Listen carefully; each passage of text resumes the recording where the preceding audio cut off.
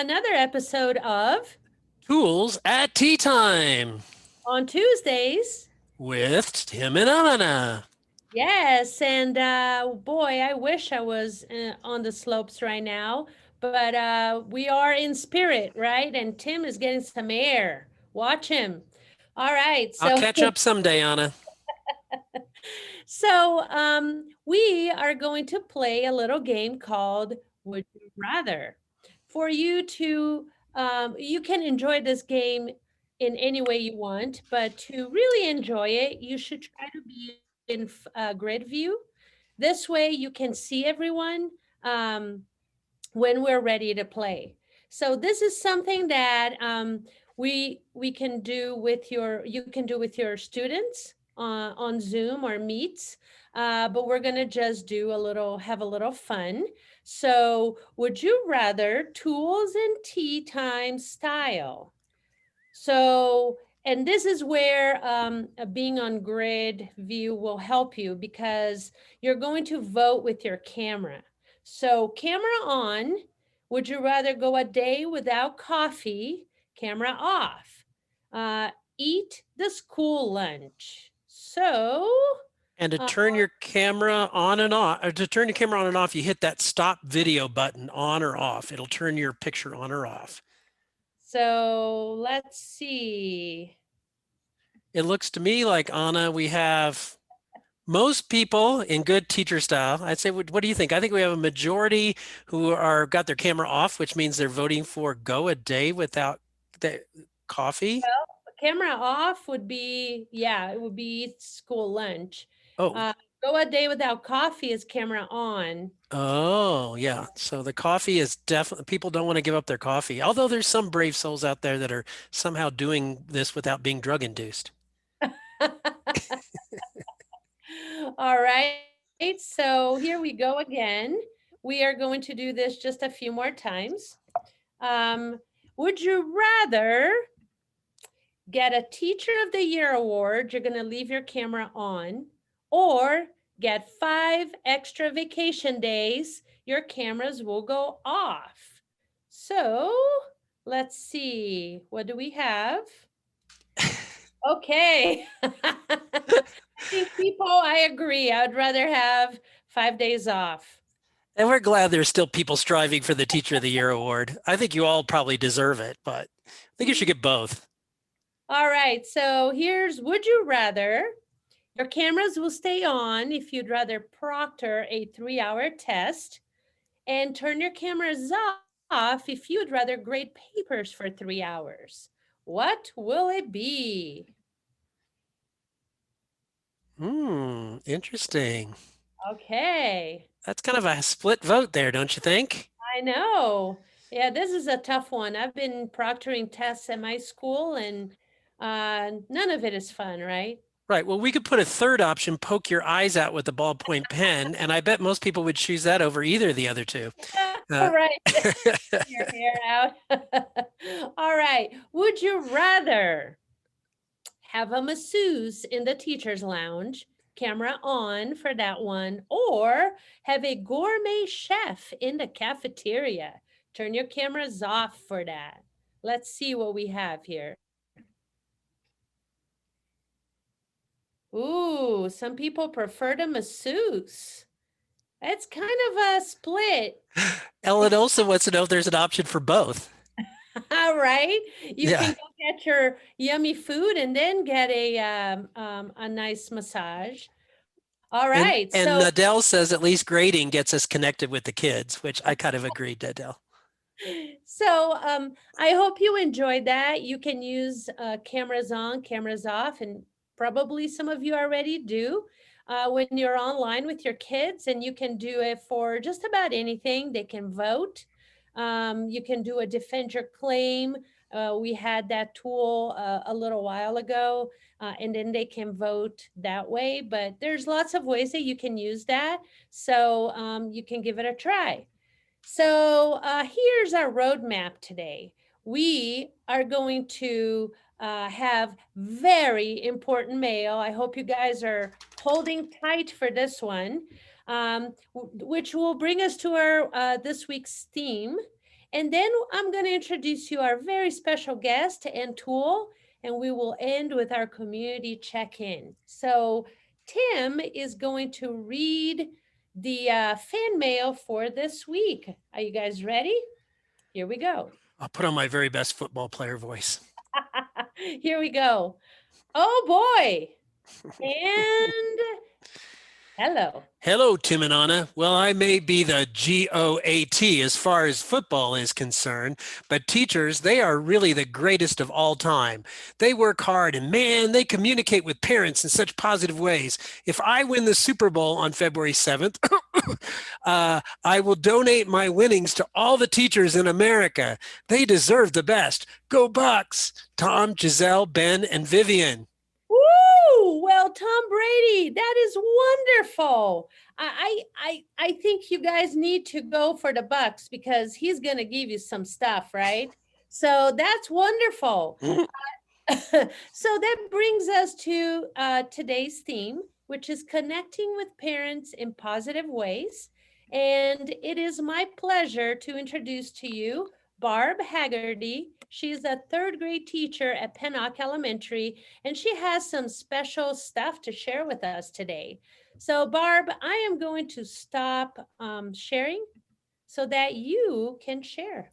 Let's use that reaction buttons to give Barb some claps, some encouragement. Well, hello everybody. Thank you guys, and thanks for being here and listening to what I have to say. It's funny when Anna and I first started talking about, what is going on this year and how things are going and my impression of everything. The biggest, I don't know about you, but I'm an online teacher the whole time. So like I am volunteered to be like permanent online for this entire year. And so for me, like I love technology. I embraced all of it. I was super excited. It was like Christmas finding out all of the different technology things we had. But I think the first couple of weeks, I wasn't really prepared for the change in my role, right? Like I had always really focused on my relationships with my students as my number one priority. Like I greeted them at the door and I did all kinds of things to make sure I got to know them and that I loved them and they loved me. And we have these, because it helps with behavior management, right? All along the way. And I've always focused on my relationships with my teammates, because when you have your teammates, you need them. We all need our teammates to be there in our times of trouble and to be there when we need to collaborate and talk about everything. And so I've always really prioritized relationships with parents as like my third priority. Right, I focus on my relationships with my students. I'm focusing on my teammates. And this year, as I began my remote role, I really realized that my relationships with my parents needed to be my number one top priority. And in a way that I've always communicated with parents and sent home newsletters and I have parent teacher conferences, but I've never really, I tell them things. I don't really like think about how parents give me feedback in the moment, and that they're really my partners in this journey this year in a way that they never have been before. Like they've always just dropped their kids off in the morning and then they pick them up at the end of the day, and maybe they get a phone call or an email from me if there's something wrong or if there's something fabulous, but not on a day-to-day kind of basis. So one of the things I've really learned to focus on this year was how do I engage parents in the learning that's happening and in a meaningful way that helps them understand that they're part of the partnership that I need for this year in order to be successful. So, one of the big things, we had a Zoom meeting at the beginning of the year, and everybody, all of my parents came and we talked about the schedule. I mean, I think I've really focused on making sure that I have a very clear schedule and that my expectations are clear for parents. I think sometimes with my 8-year-olds, I teach third grade and I can tell them all I want. And in my regular in-person classroom, I'm the one who's in charge of follow through and doing all those things. And now all of a sudden I need to make sure I'm very clear about my expectations and what's happening so that parents can help me follow through on the other side of the screen. So I've been very clear about expectations and using Class Dojo and newsletters, but I really needed a way to be able to embrace some of my parents who maybe aren't as proficient with checking their email all the time and that kind of thing. So one of the things, and I know I've never really done it before, but my parents have my Google Voice, and they can text me, they can email me, they can call me. And that's something that before I would have been like, oh no, parents, I answer emails within 24 hours and I do all those things. And today, this year, I've really been focused in on, yep, I answer emails and my text messages. Like whenever I have a break and my screen goes off, I'm answering text messages because parents are texting me saying, we had problems with our internet. What do I need to do with this? And I'm like, oh, your kid needs to log on. So like that relationship with the parents, I've really worked on making sure that it was professional, but also more immediate than it's ever been. And one of the things that I thought I was so proud of was the fact that I became a member of that Bitmoji Facebook page, the Bitmoji craze. I don't know, there's like 75 million members on that Facebook page. Well, one of the things that I captured from all of that at the beginning of the year was how to create a classroom app and how to teach my parents to create a classroom app so that they have like a little link to my website on their phones that they can see, and then they can contact me. So when it looks like, and I'm going to bring up my phone to show you, but so what I've created, and this is my home screen, and it's an app that parents can click on, and then it brings up my home screen and it's my app. So it looks all super fancy, but it's just a Google slideshow. That's the secret sauce behind it. And so I wanted to share with you guys how I created the app from Google Slides, and then how I shared it with my parents so that they have more immediate feedback. And I think the thing that I've learned is that my parents, some of them text me, some of them call me, some of them email me, some of them communicate through the app, some of them communicate through Dojo. And instead of having just one way, I have to be ready to take this feedback and information from them all along the way. So let me share my screen and show you the back end of what this looks like when I created my app. So I've created, I did this from a tutorial, and then in my steps to creating a classroom app. So Anna has this document to share with you guys. There's the 2 YouTube videos that are a more complete step-by-step tutorial on how to do this. So this is just kind of a brief overview to give you guys an idea of how it looks. I've also given you a link to my classroom app, but it forces you to make a copy so that then you can take what I've created and then tweak it and do whatever you want with it. But basically what I did with the Google Slides is I changed the ratio so that it was longer, so that it would fit on the screen of a device, so that it looks more like an 8.5 by 11. And you change that by going to File, Page Setup, and then your custom setting is a different setting than the regular Google Slides, so that it's more of a not landscape, whatever the other one is. And then from there, the first slide, my title slide, is my home page. So this is the one that everything is up, and all of the links are embedded from within this home page. So all of these little squares you can click on, and they're linked to the next slides in my Google slideshow, and then they have all the information. So this is my home page, and then from there, like this, what are we learning? That's on the classroom schedule with, these are the things that we're talking about, and these are, just a brief overview of what we're learning for the week. That's also, I have a daily checklist of all of the things that I want my kids to complete. These are the checklists in the morning, the checklist in the afternoon. This is a copy of my weekly email that I then copy and paste onto my classroom app, so that parents don't have to like sort through 1,000 emails, be like, what did she say? Then they can go straight to this weekly email for important information and see where we're at. I have a contact me page so that they can get to me, through my email, through phone, a click on a link to the Infinite Campus portal. And then I have a Google form that they can fill out just if they want to schedule a meeting with me. I have a page that has our class schedule so that everybody knows, what this class schedule should look like, and then the calendar. And then within the calendar, and it's teeny tiny, but I've also linked my weekly lesson plans so that if they're absent, they can go in and look at like, okay, what did we do for that day, or what were the topics? It's not my complete slide deck because that's like 60 slides and that would be a lot to link it to, but it's my overview just so that if kids are absent, they know what to do. And then I have a page that has all of the websites that we go to and that parents need to be available for. And then there's a page about me, And then the final one is how to bookmark the app. So basically, how this works is once you've created the app, once you've created all of your pages, each page is linked with back to this home page. So each page, so like this class schedule is linked to slide 6. The website resource is linked to slide 8. And you can do that by inserting a link. So when you're on the picture and you go to insert and you click on link, you can insert a link within the presentation, or you can insert outside links. So I've taken advantage of really making sure that everything is linked.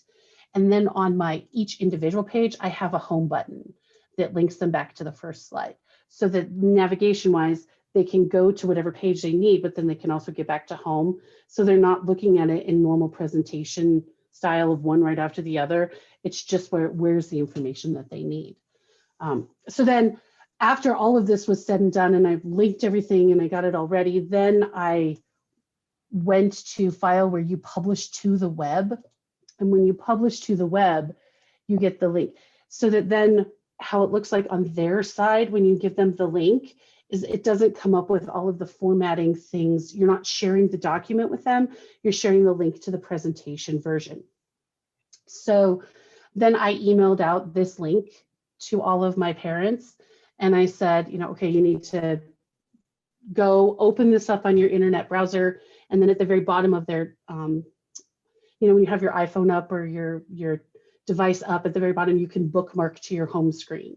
So basically you can bookmark any website to your home screen. I've just given them this link so that they can bookmark it to their home screen. So it looks all fancy, like I created an app. In fact, one of my friends was reading, my principal sent out an announcement about me doing this. And she's like, you created an app? And I was like, it's a Google slideshow. So it looks super fancy and it's easy to use, but it also gives parents information that they need.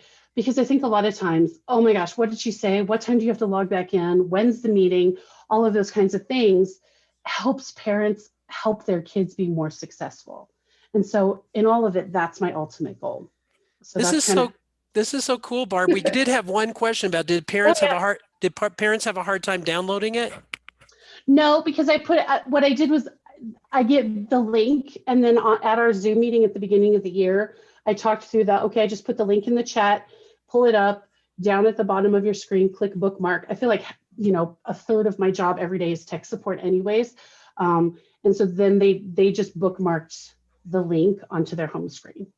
Yeah, and Gemma's saying this would work great for field trips too, once things are back to normal. Oh, yeah, absolutely. Barb, my understanding is then that anytime you do anything different on the slides, it automatically changes it for the parents, correct? Absolutely. Yeah. So then as I update this and I change my schedule or I change it, just they don't even have to look at new information. They just know to go to their app and it automatically updates it because I've given them a link that they don't even have to like process the fact that behind the scenes I'm updating things weekly. That is so neat. That is so cool. Well, I think that there are lots of questions or ideas floating around on the chat. People are super excited. I'm thinking of all kinds of ways I can use this. So we want to get you guys in your breakout rooms, and Tim is going to share the breakout prompt with us. Okay, so while Anna's getting the breakout room sorted out, our prompt that you're going to discuss when you go into the breakouts is this. Share some positive ways that you connect with parents and how using slides as an app could be a useful way to communicate, you know, like the field trip idea that somebody's already thrown out. So we're going to go ahead and put you into breakout groups. And then once she's done that, I will copy and paste this prompt into the chat in case you missed it. Welcome back, everyone. I see Lisa's back. I think the rest of the group's coming. Yeah, I think I thought I was hitting okay, but I think I hit to leave. Yep, that's good. All right. Yeah, it's that time, so you did the right thing. Yes. I think we had about 20 people, so there's a lot coming back in. I hope your discussions were great.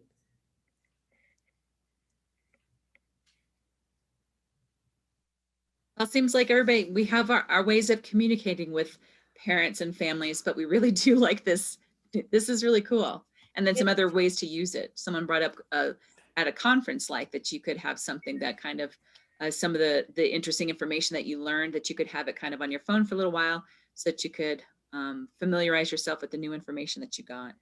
What a great idea, like a conference mini app kind of thing. If you're having a small conference or yeah. We Becky do, from Caitlin, she's down there.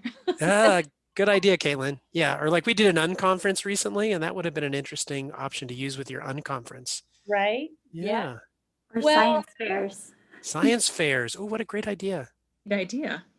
and I think that Barb can stay for just a few minutes after if you guys still have questions. And I know we have some kind of outage thing going on with the museum too, right, Tim? You mean, well, that's okay because it's not going to affect us. I checked. Oh, okay. Yeah. All right. So we've reached the end, my friends. And Tim and I are relaxing with our tea in the snow. We have the episode resources are in this folder right here. And let's see, Tim, can you paste that link on the chat for us? I sure will. Yeah. I'm sorry. I should have been on that, Anna. Sorry you had to tell me. And we'll be sending it out in the follow-up letter as well. Yes. And the recording of this episode will be archived on our website. It's dmns.org. And Barb, we so thank you again, as Anna already said, for joining us today. We really appreciate it. And we'd like to thank all of you for spending another half hour of your life with us after working all day. Join us next week when our special guest will be Anna Keel.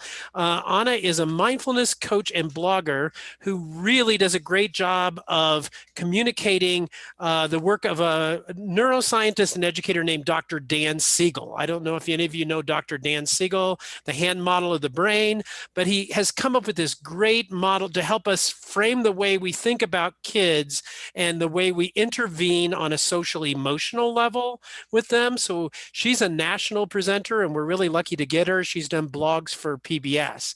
So we hope you can see you next week for that. Yes, That's and great. again, Barb, thank you so much for sharing your passion for communication with your parents and this cool idea. And if you had fun, please tell your friends to join us. Let us know what topics will be useful. And until next time. Aw.